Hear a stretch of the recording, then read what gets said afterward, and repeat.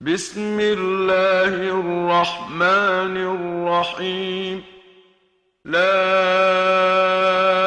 أقسم بهذا البلد وأنت حل بهذا البلد ووالد وما ولد لقد خلقنا الإنسان في كبد أيحسب أن لن يقدر عليه أحد يقول أهلكت مالا لبدا أيحسب أن لم يره أحد ألم نجعل له عينين ولسانا وشفتين وهديناه النجدين فلاقتحم العقبة وما أدراك ما العقبة فك رقبة أو إطعام في يوم ذي مسغبة يتيما ذا مقربة أو مسكينا ذا متربة ثم كان من الذين آمنوا وتواصوا بالصبر وتواصوا بالمرحمة أولئك أصحاب الميمنة والذين كفروا بآياتنا هم أصحاب المشأمة عليهم نار مؤصدة أعوذ بالله من الشيطان الرجيم بسم الله الرحمن الرحيم. There's a place at Dar al-Islam in New Mexico. If you go outside in the masjid, all right, there's a place where the water drips from the roof, just outside the masjid. And there's a brick there. And I've watched that brick diminish over the years. 'Cause I've been going to Dar al-Islam almost 20 years. And I've seen the brick, it gets deeper and deeper because of this drop that's going on. And the heart is like, it becomes like a rock, you know, like a hijara, or ashaddu qaswa, or even harder than a rock. But Allah says that from rocks, there are ones that birth forth springs.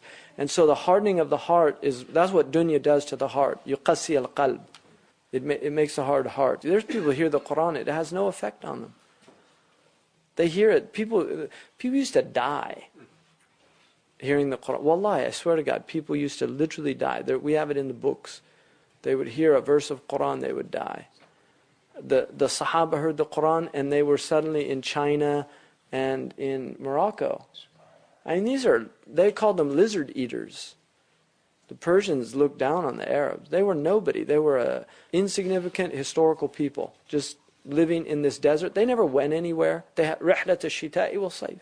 They went to Yemen and they went to Syria. That was it. So what was it that suddenly they're in China and Morocco? Spain. I mean, what was it? What was that? It was because their hearts burst. You know, they got filled with this incredible light. It's like you know, it's a taqa nawawiyya. You know, it's the real nuclear power, and that's the real nuclear power. But it's not toxic. It does the opposite. Like their nuclear power destroys everything. This nuclear power brings everything to life. You know, it restores life to dead civilizations. That would happen. Suddenly the Persians, they were a moribund civilization, dead. And they got brought back to life. Look at the Turks. You know what the Turks were before they were Muslim? They were Byzantine Christians. They were at the end of their civilization. And Islam came and brought them back to life. Go to Turkey and look at what they built. They were a dead civilization. It infuses people. That's what this religion does.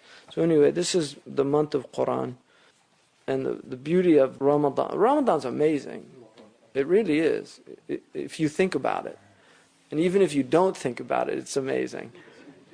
But at least when you think about it, you get open to what's amazing about it. But, you know, all over the world, people are fasting. 1.3 billion people. Even the bad Muslims fast. That's a miracle. No, because seriously, I mean, shayateen get chained up, and you can't deny it. You find things easier to do in Ramadan. You can't lower your eyes in other months. Ramadan comes, you can lower your eyes. What's going on? You know, you've got your food and drink. People graze all day long during the year. Ramadan comes, I'm fasting. People stop backbiting. They stop arguing. Seriously, what is that? It's amazing. لَعَلُكُمْ تَتَّقُونَ, because it's in order that you learn taqwa for the rest of the year. Problem is, the madrasa closes, and that's it. But yeah, it's supposed to be continuing ed throughout the year. You know, you're supposed to go back. Like you have CE units, like doctors. You lose your license if you don't keep up. So it's the same with Ramadan. Anyway, I did this with my children tonight, and I was just thinking about it. It's just such an amazing. I mean, the whole Quran, mashallah, but I was thinking about this surah tonight. Bismillah ar-Rahman ar-Rahim, a'udhu billahi min shaitan ar-Rajim. Allah says, La uqsimu bihada al-balad. I swear by this city. And they say Allah doesn't swear by anything that's not immense. Like all the oaths that Allah makes, the moon, the sun, it's all momentous things. And He swears by Mecca. And Mecca is a sacred city. And it always has been. It's a sacred spot on the earth. It's a very strange place. Geologically, it's very unusual. If you go around the world, there's very few places that are similar to Mecca geologically. But the Kaaba is built there, and it's built on, there's actually 3 major principles that it's built on. It's aligned. Kaaba is actually aligned. Ibn Abbas mentions this. It's aligned to the winds. The 4 winds, because the Arabs had 4 winds. There's 4 winds. We used to have it in this culture. People don't know winds anymore because they don't live with nature. Winds are very important to life. Winds pollinate. Winds do immense things. That we have a global system of winds, and people are ignorant of it. One of the things that all this global warming is doing is it's disrupting the system of the winds around the planet. You know, if you look on old maps, you know how they have in the 4 corners they have the clouds blowing? The wind, that's wind. Because people knew about that. Like you had the Zephyr, you have the Levantir, you have the Borealis. They actually had terms like the Arabs, because they have the Sabah, Rih al-Sabah, the Dabur, the Shimal. They had the same thing. So people knew about these winds. And if you notice winds here, if you're attentive to it, what you'll notice is they come from the same directions throughout the year. They're discernible. They're not crazy. There's an actually incredible system of winds there. So the Kaaba is aligned. Each wall is aligned to a wind direction that was coming into Mecca. But it's also aligned to the moonrise and the moon set. So there's an actual alignment with the moon.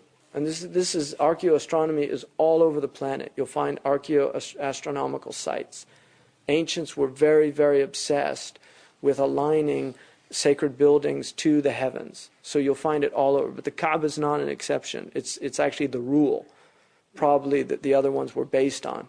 But what's extraordinary, one of the extraordinary things about the Kaaba is it's actually aligned to the rising of a star in the south, which is called Canopus. Canopus. The Arabs call it Suhail.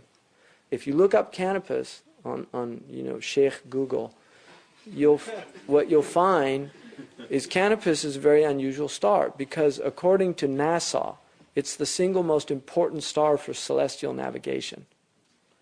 So all of the satellites are aligned to Canopus. All the space exploration is aligned to Canopus. So when the people of the earth, the people of Dunya, of the earth, want to go into the celestial sphere, they have to use Canopus to guide them. And that's what the Kaaba is aligned to, is this star. Because that's our celestial, when we need to navigate, we want our prayers to go up to the heavens. And we don't want them to lose their way. So the Kaaba itself is aligned to the single most important star for celestial navigation. And that's an ayah from Allah subhanahu wa ta'ala. So Mecca is sacred for many reasons. Ibrahim alayhi salam built that. And so Allah is swearing by the city.